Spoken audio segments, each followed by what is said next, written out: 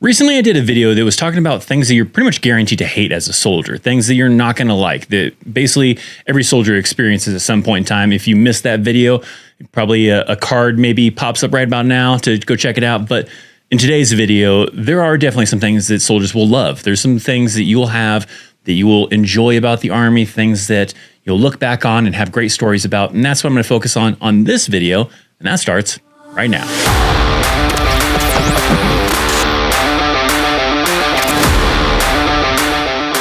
You might be thinking I'm going to be talking about things like healthcare benefits or college, tuition that gets paid for, all that kind of stuff. That's pretty given stuff. A lot of people have that experience and knowledge that that's a perk of the United States Army, but I want to focus on more specific things that maybe your recruiter doesn't tell you. Maybe those Army commercials you're watching doesn't tell you about.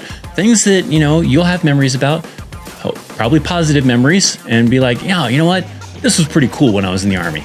So that's what I'm going to be talking about. I got 5 specific things that are pretty common that most likely at some point in your Army career, especially on active duty, you'll probably experience. You may not experience all of these, but there's a good chance you'll experience some of this stuff, and you can maybe comment about it down below if you have already experienced that or you want to have more questions about that. But I want to tell you about 5 specific things that you'll probably love that'll happen possibly in the United States Army. The first one I want to talk about is possibly one that you've already heard about before. It's a little bit more common that people usually talk about it for as far as their experience in the Army, to experience, as far as things that they loved about the Army. But I feel like I should knock out the very most obvious one first, and then we'll get into some other ones that are not so obvious. But this first one is the soldiers you work with, that camaraderie, that relationship that you build with your fellow platoon members, your squad members, all those individuals.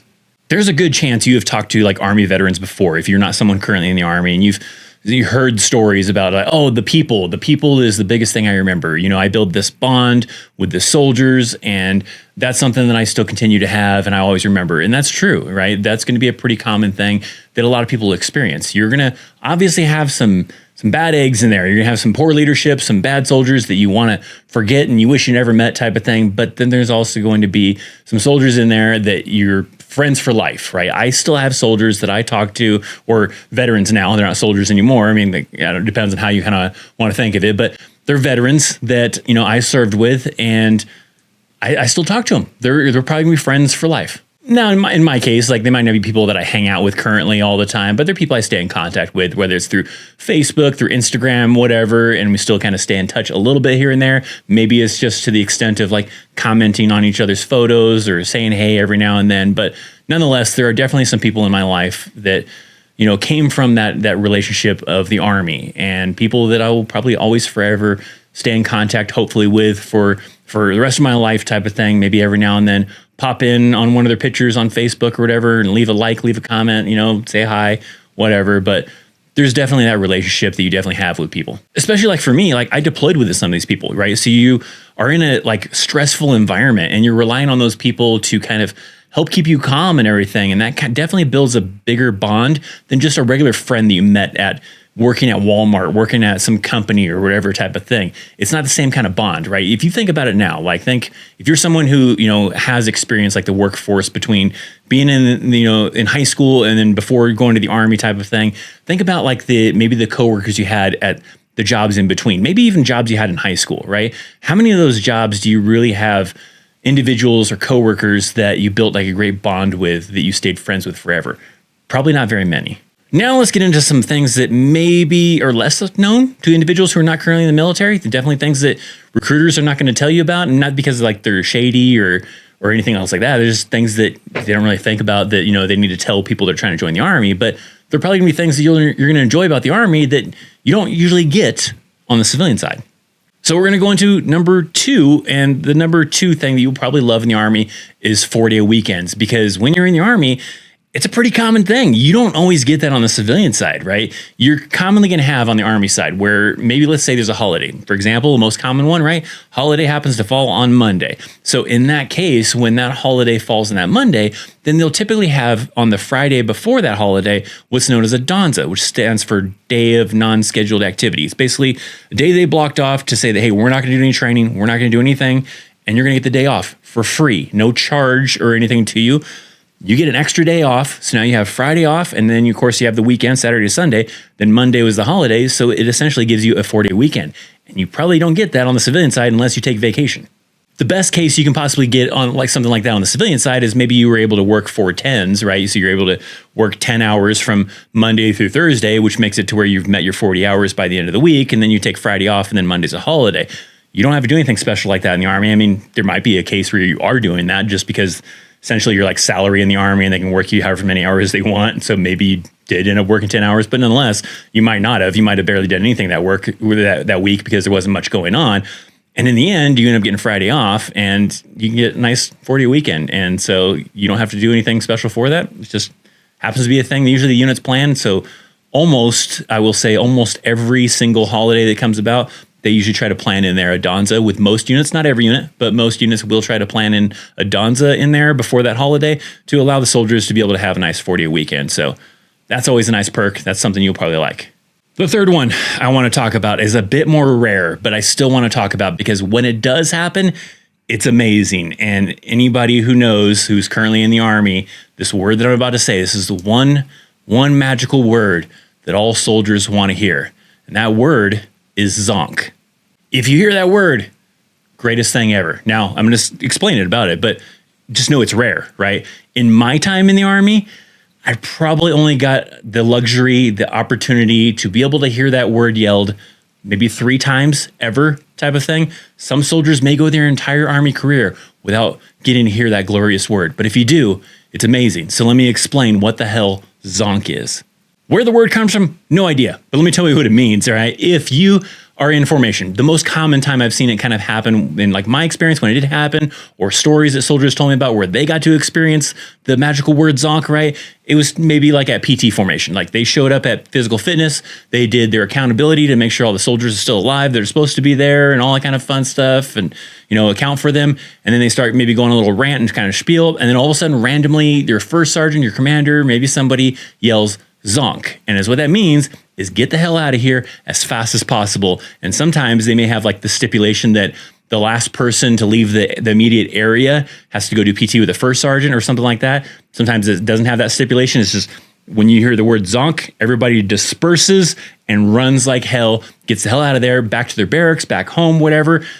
And typically it means maybe you just got out of PT, maybe in some cases the rest of the day off. But the most common one like I had, it got us out of physical fitness.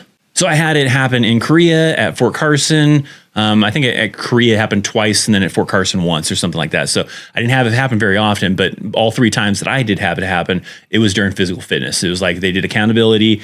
The first sergeant was up there ranting. I think there was one time I specifically remember he was like ranting on about like people screwing up and all this kind of fun stuff. And so we thought we were all getting this big ass chewing type of thing. And then all of a sudden he yells Zonk and we all took off running and we didn't do physical fitness that day. We still had to come back to work at 9 o'clock, but nonetheless, it gave us a little bit of free time.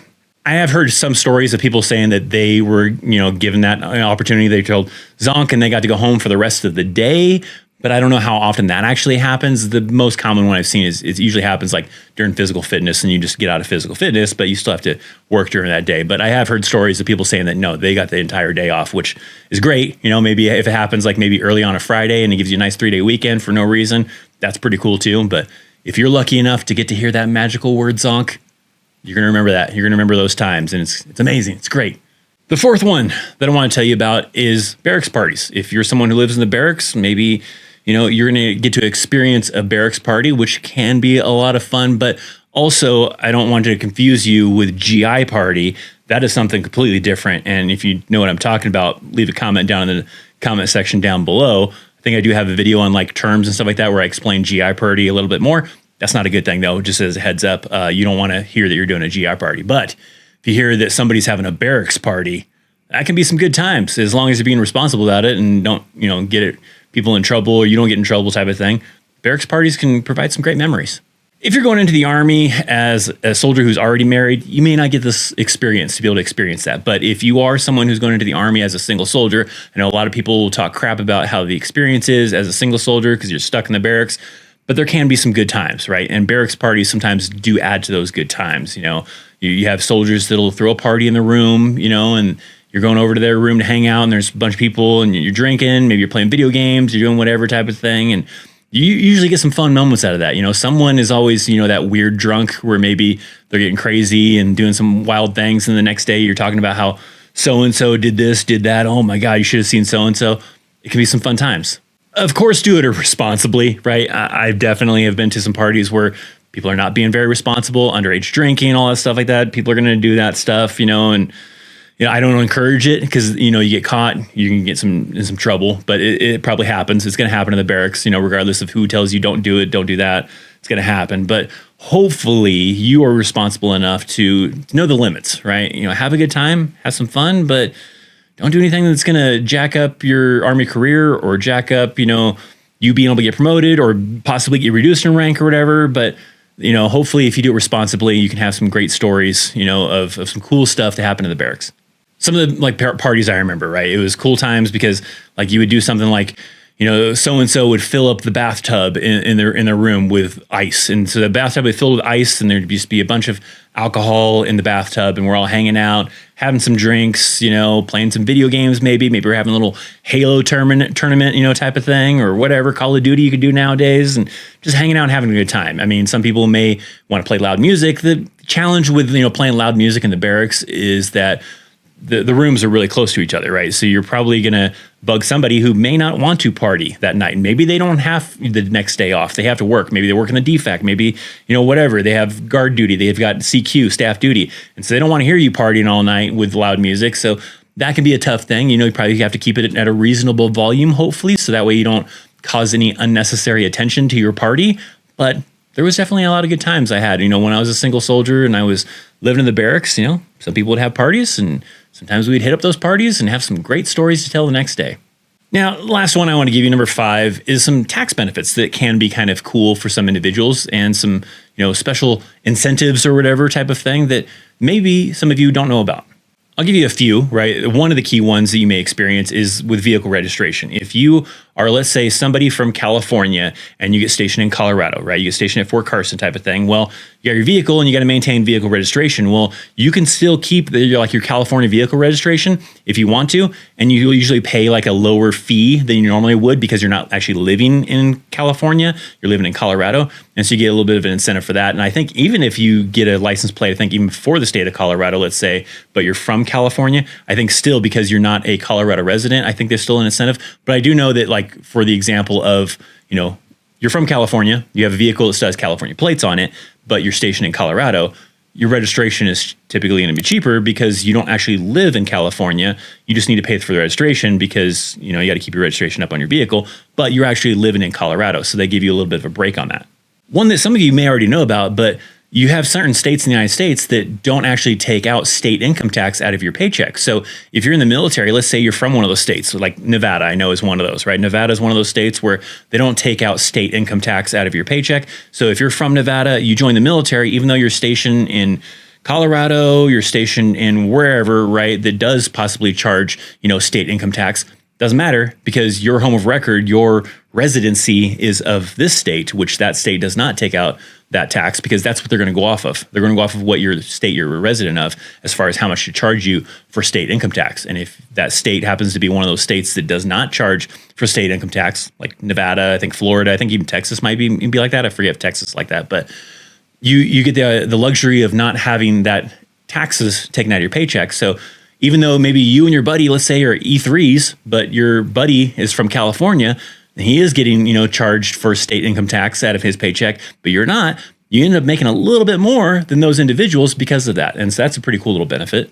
Now, one that's a little bit more rare in today's Army is, you do get tax-free in a combat zone. So if you're deployed to a qualifying area that's considered a combat zone that's also in that zone of being tax-free, then they're not going to take out federal or state income tax. So regardless of if you're in a state that does take out state income tax or doesn't, it's going to help you, right? Because you're not going to have to take out federal either. So no taxes get taken out of your paycheck. So that works out pretty nice. Now, there are certain areas that qualify for that, right? Not just any place, qualifies for that. There's certain areas that qualify to be able to receive tax-free. And it's not like you have to repay that at the end of the year when you go to do taxes or anything. They see that when you go to file taxes that you were deployed to a qualifying area where you're able to not get taxed on your paycheck for the military. And so they'll see that, okay, yeah, he didn't pay any taxes this year because he was deployed the entire year or most of the year. that wasn't during an eligible time period where we could charge them for taxes, so that won't count. It'll only count during the times when you were not in that area that you'll actually have to, have taxes that may kind of balance into if you have a return or don't have a return and all that kind of fun stuff. One last thing with this tax thing that I'll kind of talk about, which may not be as big of a deal in today's Army type of thing, but you do have opportunities to actually file your taxes for free. I mean, there's already a lot of places in today, in today's world, I guess, not just today's Army, but in society now, right? You can file like H&R Block or whatever, and usually if it's a real simple tax return, it doesn't cost you anything anyways. But even if you have a more complicated tax return, because maybe you're married or, you've got a side business, like YouTube kind of thing like I do, and you have to pay taxes on that stuff, then you're able to go to usually a place on post and they'll sit there with you and go over everything and do your taxes for free. And so there's no charge if you trust that. It's another soldier. So it's another soldier that's gone through some training of how to do taxes. May or may not be able to get you the best return, but nonetheless, it is a free service. If you want to try to maximize the return, I mean, that soldier might be good enough and be able to do that, but you might need to go to an accountant or somebody else who's more qualified to be able to maximize your return. But nonetheless, it's a nice free benefit that you can possibly take advantage of. If you have a more complicated tax return that typically, when you do try to file through H&R Block or some other kind of places, it does cost you money because there's a little bit more things that they have to kind of do. But even for people that have simple tax returns, usually it's free anyways. But just be aware that is also an incentive they usually have on post somewhere. It's like a tax center that they set up during that time of the year. That's usually a soldier that's receives training, maybe someone who's normally working in S1, who's normally a finance individual that's received specific training on how to file taxes and how to look for benefits and everything. And you'll sit down with that soldier and they'll put it all together and even submit it off for you and tell you how much you're getting back and all that kind of fun stuff. Now, there's probably a lot of other things that you can probably think of. Let's say you are in the Army right now watching this video, and if there is something that I did not talk about, I would love to hear about it, right? Down in the comment section down below, leave me a comment of something that you really loved in the Army that I didn't mention here, because there's other moments, and some of those moments may vary from soldier to soldier as far as if they get a chance to experience it or don't get to experience it. But nonetheless, if you've got a moment that you remember that you're like, oh man, this was so cool. When I was in the Army, we got to do this or we got to do that, right? Some of you may I love the weapons training. I love to go to the field. I love to get a chance to do this or that, right? And I want to hear about it. Comment section down below. For those of you that are not currently in the Army, just leave me some questions, whatever you got. Do something for the YouTube algorithm, as I always say, right? Because we got to up those numbers, right? We want to make sure that this video is getting, shown to people that need this information. So make sure to comment down below. Now, as always, if you are not currently subscribed, make sure you're hitting that subscribe. Make sure you're joining that Discord. If you enjoyed this video, hit that thumbs up. Thanks for hanging out. I'm Christopher Chaos, and I'll see you next time. See ya. Now, before you go taking off, I got a video right here that I think you'll like. I know you pretty well by now, and I think that this video is right up your alley. So go check it out.